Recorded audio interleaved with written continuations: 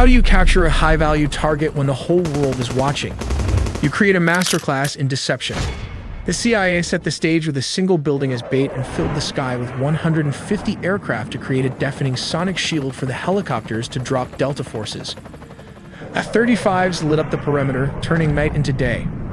By the time the dust settled, the helicopters had already touched down and Maduro was gone. We'll also look at how the US uses the F-35 jets and its Navy to launch a large-scale attack, all in the video ahead. In the dead of night that is 2 a.m, the lights went out in Caracas. By 5 a.m., the president of Venezuela was gone. But how US played a deception games. While the whole world were focused on the aircraft carriers in the Caribbean, a shadow war was being fought on the ground. This wasn't an invasion, it was a surgical extraction. We finally have the declassified timeline of how US forces breached the heart of Caracas and extracted Nicolás Maduro. Let's start with step 1. The setup. This didn't happen overnight. For months, the US had been tightening a naval quarantine around Venezuela. The US Gerald R. Ford Carrier Strike Group and the US Iwo Jima Amphibious Ready Group were parked off the coast. The pretext was clear. The US designated the Venezuelan government a narco-terrorist state, specifically targeting the drugs lords, but while the Navy squeezed the coast, intelligence assets were tracking one man. They waited for a specific window, a moment where Maduro was stationary and vulnerable. Step 2. The strike. It began at exactly 2 a.m. Venezuelan Standard Time. High above, several F-35 stealth fighters punch a hole through the enemy lines, destabilizing their anti-air defenses. Like these Russian S-300 missiles located all over the strategic high-value target. With the skies cleared, the path opens for Delta Force helicopters to fly straight towards the mission. Here comes the deception as the helicopters flew. The jets started firing with more strikes as it hit Fort Tuna, the main military base and command center, and La Carlota Air Base, destabilizing Venezuelan air support. Reports from the ground described widespread explosions and a sudden communications blackout. The chaos wasn't the goal, it was the cover. But how did the raid happen? We have to look at step 3. Under the cover of darkness and chaos, the Tier 1 operators went to work. But what is the exact unit tasked with the mission? It is the Delta Force, one of the most elite secretive special forces units in the US military. Witnesses in Caracas reported low-flying aircraft skimming the rooftops, flying well below radar coverage. The team breached a secure compound believed to be a safe house within the massive Fort Tuna complex. Resistance from the Venezuelan Presidential Guard was swift but ultimately futile, as the helicopters lay cover fire. The operators moved with surgical speed, landing on multiple points. But how exactly the capture and extraction happened? For this, let's look at step 4. Specialized helicopters hovered over the objective to insert the assault team. While dozens of attack helicopters laid down suppression fire, the Delta Special Forces descended and started the search for the high-value targets. How did they find him? Simple. The CIA had planted spy inside Nicolás Maduro close circle. While back in the US, Delta Force built an exact replica of his safe house, rehearsing the raid until they could do it blindfolded. While operators breached the room so fast, his security could not even react to the situation as the sound of flash grenades disoriented the security guard. Using blowtorch, they caught him before he could even lock all the doors. Maduro's shock and awe froze him as Delta Force breached the compound. Nicolás Maduro and his wife, Cilia Flores, were physically secured. This wasn't a negotiation. They were detained and immediately moved to the extraction point. These aircraft are capable of performing urban extractions from buildings and refueling in midair. Within minutes, they were airborne, leaving Venezuelan airspace and heading to a secure floating staging base in the Caribbean. This Operation Southern Spear has changed the geopolitical map of South America overnight. But wait, before after the extractions, there were reports of F-35 jets also leading the tip of the spear for the attack. We'll look how the United States used F-35 jets instead of F-16s for operations in Venezuela, because this is a well-organized and militarized Venezuela has positioned advanced Russian S-300 missile systems, Chinese radar networks, integrated Russian air defenses, and Shahed drones along its borders. This creates a highly lethal and challenging environment that older S-16s would struggle to survive. As stated, around 150 aircrafts and a massive 8 U.S. destroyers were stationed there. It also has 3 amphibious aircraft carrier and surveillance plane to turn it into a massive command and control juggernaut capable of overcoming a modern military's air defenses. Signals a readiness to counter Venezuela's entire air defense network if necessary. But why Venezuela Air Force failed to intercept? As of 2025, Venezuela's fighter jet fleet consists mainly of approximately 21 Sukhoi Su-30 multirole fighters delivered by Russia between 2006 and 2008, which now form the backbone of their combat air power. Additionally, they maintain about 5 operational S-16 Fighting Falcons from an older batch, including 3 single-seat S-16As and 2 two-seat S-16Vs. These S-16s are aging and suffer from limited maintenance and part support due to U.S. sanctions, although they have been supplemented with Israeli upgrades. Venezuela acquired its S-16 jets from the United States through a foreign military sales agreement called Peace Delta in May 1982, during a period of good diplomatic and military relations. They were the first Latin American country to receive the S-16, with deliveries occurring between 1983 and 1985. The reason the U.S. does not use S-16s in current operations is because these jets lack the stealth capabilities necessary to evade the S-300 and other integrated defenses. The advanced S-300V or Anti-2500 systems, supported by dense Chinese and Russian radar, can easily detect and target older aircraft at long ranges. Sending S-16s into such an environment would result in high attrition risks, as they are vulnerable to radar detection and missile engagement. Not to forget the Russian Buk air defense system that can take out an S-16 with ease. These are cheap R-15 or 24 Buk systems are already active and mobile all over the country. Additionally, S-16s are less effective in contested airspace saturated with drones, especially the Iranian Shahed drones used by Venezuela for reconnaissance and kamikaze strikes. The F-35, however, offers crucial advantages. Its stealth design enables it to fly undetected or with much lower risk, making it effective against advanced surface-to-air missiles and networked radar systems. Its sensor fusion, electronic warfare, and data link capabilities allow it to simultaneously suppress and target mobile and fixed air defense positions, adapting rapidly to counter Russian and Chinese radar configurations. While the aircrafts took out the anti-air defenses Venezuelan military as a whole, this allowed the CIA and special forces to advance towards its target.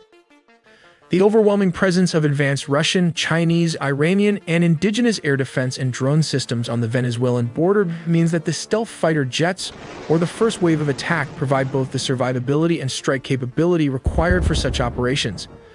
But how do they rotate clockwise? Well, the distance from Puerto Rico to Venezuela is about 1,300 kilometers. This is roughly 810 miles, which translates to around 1.5 hours of flight time for an F-35 flying at high subsonic speeds. These jets rotated clockwise as its combat radius is approximately 770 miles, meaning it can reach most of Venezuela from Puerto Rico with careful fuel management and limited loitering. To extend mission time and reach deeper inland, air-to-air refueling tankers deployed strategically in the Caribbean region support these operations. In situations requiring strikes within minutes, U.S. amphibious assault ships equipped with F-35Bs can launch jets rapidly. From such ships positioned in the Caribbean, F-35Bs can reach Venezuelan targets within roughly 15 to 10 minutes, depending on speed and route. Targets typically include narco-traffickers networks, air defense installations, command centers, and drone facilities, enable January 3rd, 2026. 02 a.m. Caracas, Venezuela. Explosions tear through the night. MH-38 Chinook helicopters descend over the presidential palace. Delta Force operators rappel onto rooftops. In 3 hours and 34 minutes, Nicolás Maduro will no longer be president. He'll be a prisoner. Before we show you how they pulled this off, hit that like button and subscribe. Drop a comment telling us which city you're watching from and what you think about this mission. But this didn't start tonight. It started months ago with intelligence, planning, and one goal: arrest a sitting head of state for narco-terrorism. December 2025. USS Iwo Jima sits 70 miles north of Venezuela in international waters. On deck, 160th Special Operations Aviation Regiment helicopters, the Night Stalkers. Inside, Delta Force studies their target, Nicolás Maduro, president since 2013. Indicted March 2020, $50 million bounty. Accused of flooding America with cocaine through FARC guerrillas. The mission is nearly impossible. Maduro lives in Miraflores Palace, central Caracas. Protected by S-300 missiles, armored battalions, palace guards, Venezuelan intelligence watches everything. One leak, mission over. One mistake, operators dead. But American intelligence has watched Maduro for years. They know his schedule, his rotations, his habits. January 2nd, he meets China's envoy for 3 hours. Meeting ends 11 p.m. By midnight, staff leaves. That's the window. December 31st, 2025, Trump signs the order. Operation Lightning Strike. Execute January 3rd. Capture Maduro alive. Minimum damage. 0 American casualties. The plan has 4 phases. Phase 1, suppress air defenses. Phase 2, insert operators. Phase 3, capture Maduro. Phase 4, extract. Any failure triggers full invasion. January 2nd, 24 hours before execution. Delta Force preps equipment. Night vision, suppressed rifles, flex cuffs, breaching charges. Each operator checks gear 3 times. That same day, F-22 Raptors launch from Homestead Air Force Base, Florida. They arrive over Venezuela by nightfall, invisible to radar. Their mission, destroy S-300 batteries the moment shooting starts. Meanwhile, CIA conducts final surveillance.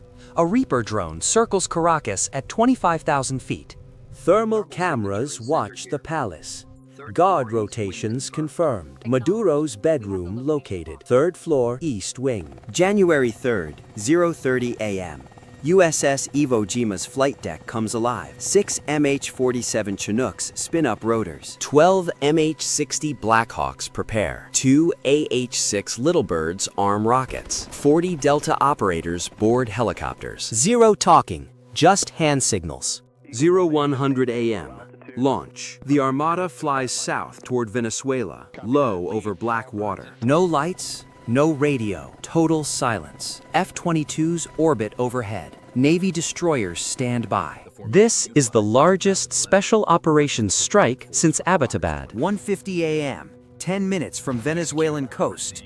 F-22s receive execute order. They fire. AGM Section 6 HAR missiles streak toward radar sites. 12 Venezuelan air defense radars go dark in 8 seconds. Blind. 2 a.m. Caracas erupts. Explosions at Fuerte Tiuna military base. Explosions at La Carlota air base. Explosions at the harbor. Not invasion, distraction. While Venezuelan forces scramble to those fires, the real target is elsewhere. 2:03 a.m. Chinooks cross into Caracas airspace, flying 150 feet above buildings. The city's air raid sirens wail. Civilians flee to shelters. Venezuelan military rushes toward burning bases. Nobody's watching the pass. 2:08 a.m. Lead Chinook reaches Miraflores Palace. Ropes drop. 12 Delta operators fast rope onto the roof.